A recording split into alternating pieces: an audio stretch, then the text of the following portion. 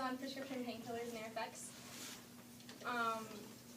So the origin of prescription painkillers comes from opiates, which derive from the opium poppy, and they've been around for a really long time. The most active substance in opium is morphine, which allows very powerful painkiller, but is also very addictive. Opiates grew in recreational use in the early 20th century, and there have been some crises over opiates with like the opium war and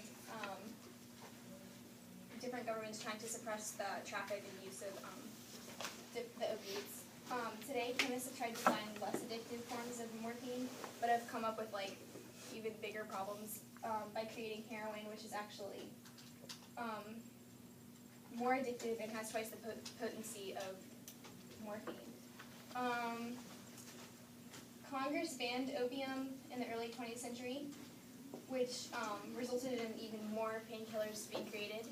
And some of these mimic painkillers include Vicodin, OxyContin, and Percocet. So that's basically the history. And then people usually start to use these drugs after they've had a surgery done, and they start to become dependent on the feeling the drug gives them.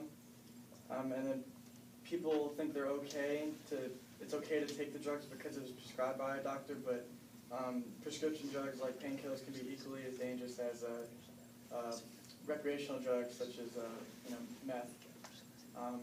And then to get these drugs, people will go to different doctors with the same condition and get a lot of the pills.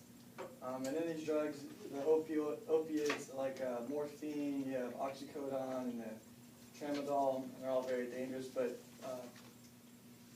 less harmful drugs like aspirin, ibuprofen, they do not contain the opioids like in the prescription painkillers.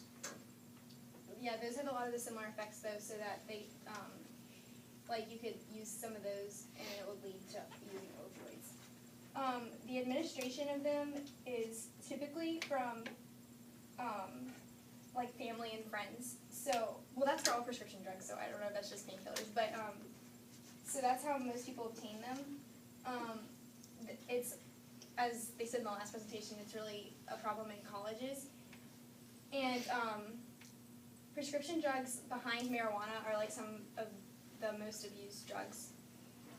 The legal status, it's unlawful to obtain multiple prescriptions, and possessions for the purpose of trafficking, import, and export are criminal offenses. Oh, do you want to go with that? Side effects? Mm-hmm. Yeah, when you take prescription painkillers, short-term effects can be relaxation, so if you're really tired, maybe you'll start to sweat a lot, you'll have dilated pupils, might feel nauseous if you don't have the medicine for a while. It can lead to anxiety and slow breathing. And if you take the drugs for a long time, you can, or go a long time without the drug, you can get depression, you'll be a little intolerant of others, you can die from respiratory depression, and you have decreased concentration. They are the most commonly used drugs next to marijuana, and almost half of teens abusing prescription drugs are taking painkillers. So.